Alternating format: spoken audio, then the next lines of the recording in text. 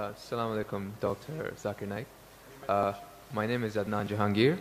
I'm a medical student and I'm an atheist, but this lecture has convinced me otherwise that Assalamu alaikum is one of the best greetings. My question is, how... You're an atheist or a Muslim? No, I'm a Muslim. I'm an atheist, ex-Muslim. You were a Muslim, now you're an atheist. Okay, brother, go ahead. All right.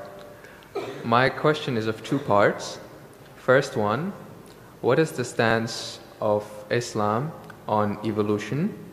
And two, what is the stance of Islam on apostates?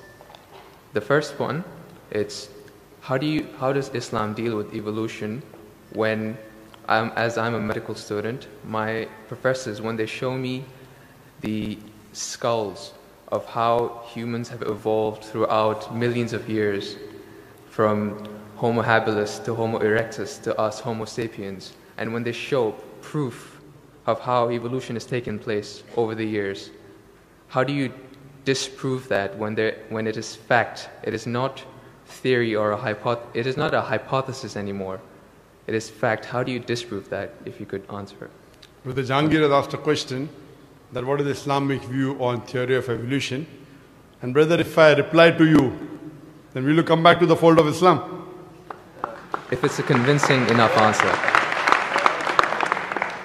If I give a convincing reply, will you come back to the fold of Islam? Inshallah. Inshallah. Good. Brother Jahangir has asked a question. He said you are the Muslim and now he's an atheist. And he asked what is the view of the theory of evolution? For complete, you can refer to my talk on Quran and modern science, which covers in the question and answer session theory of evolution. As far as the question on theory of evolution is come, there is no book so far that I have read which talks about fact of evolution.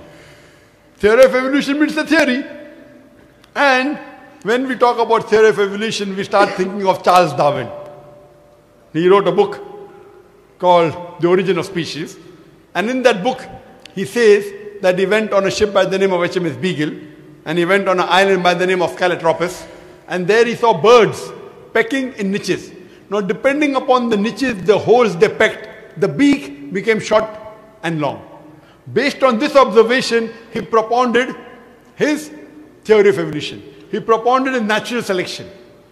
And Charles Darwin, he wrote a letter to his friend Thomas Thompson in the 19th century.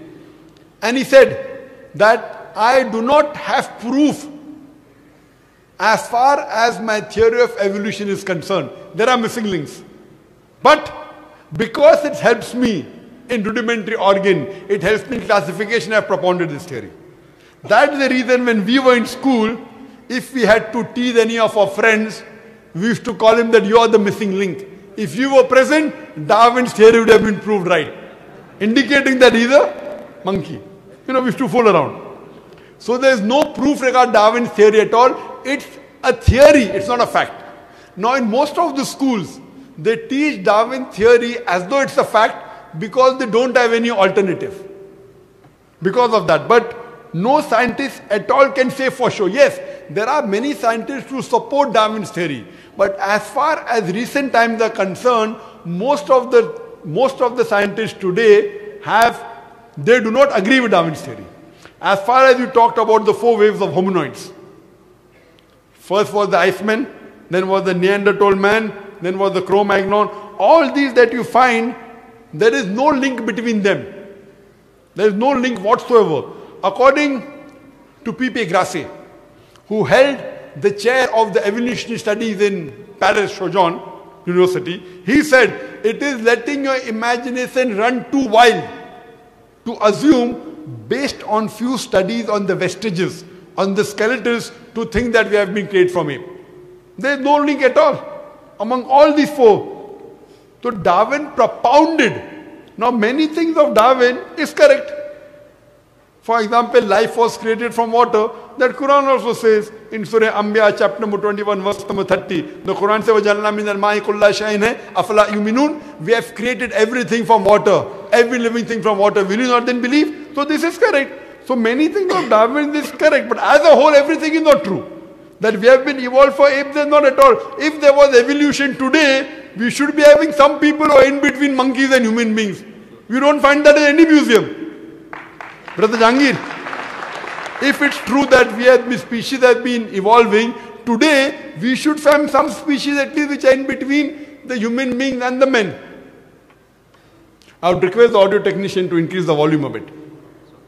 The audio technician, wherever he is, can you increase the gain, please? Jazakallah. Jazakallah shukran. That will have less strain on my vocal cords. So all these today, even according to molecular biology, according to the specialist of molecular biology, they say it is absurd to think that our DNA of the human beings have been evolved from ape. It's not possible at all. There are many books written against Darwin's theory. Now just because there is no substantial fact, that's the reason in school yet you teach about Darwin's theory. But if you read the latest researches, most of the scholars today do not believe in Darwin's theory as a whole to be correct. No scientist today yet believes. Very few, there may be few. But the majority, they disagree that we have been created from apes. And that's what the Quran says, that we believe in the theory of creation, not in the theory of evolution. The theory of creation, not the theory of evolution. Or rather, I should say the fact of creation. Hope that answers the question, brother. No. So where was the question? What did you not understand? What you say, it is true. It was true. 150 years ago, it was true. It's not Darwin's theory anymore.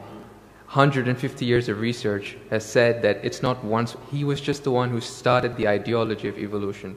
It has gone over loads, 150 years worth of research with the latest scientific advancements, that it's not what you're saying.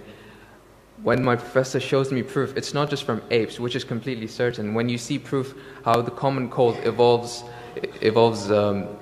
pathogen, like when it changes its own morphology just to keep up to date with today's vaccines, it's evolving its defense mechanisms against today's latest vaccine. Brother, that's evolution right there. Let me tell you one thing. It's not Darwin's theory anymore. Let me tell you one thing, brother. I am a medical doctor, and there are many researches being done. If it turns out to be a fact, it has to come in the medical college. It is in the medical college. I'm taught this in university. Sorry? I'm taught evolution in university. It's not in school anymore. I'm talking about medical. University, you learn about theories and researches. Even in medical, you learn about theories and researches. Once it becomes the fact, it comes into textbooks of medicine. I don't know of any textbook of medicine in any college in the world which says that we have been evolved. It is all these are theories, and I know the research is being done. Even Darwin's theory never came in the medical textbook. And even what you're talking about, I know there are new and new researches being coming on. But none of them yet has proved it to be a fact of evolution. The statement by itself, theory of evolution, means it's a theory. So by English language itself, you don't have to be a researcher. When you say theory, it's a theory. When the theory becomes a fact, it changes, that thing changes into a fact. So by the basic you saying theory of evolution, it means it's an hypothesis. No. It is not yet a thought. It's not yet a fact. There's a difference between hypothesis and theory. A theory is something in science that has the highest honor. When something gains the word theory, it's fact. The theory, in theoretical terms, it's the theory of gravity, but we don't say it, we just say it fact. Same way we say the fact of gravity. Sorry, what did you say? Theory of what? Gravity. If you say it in theoretical terms, but it's no theory of gravity. It's a law of gravity. I'm sorry. Law. I'm sorry. It's the law of evolution. I'm sorry. Your knowledge of science is very weak. It is Boyle's law. It is not Boyle's theory. It is Archimedes' principles. It's not Archimedes' theory. Whatever's theory, when it becomes a fact, it changes into law.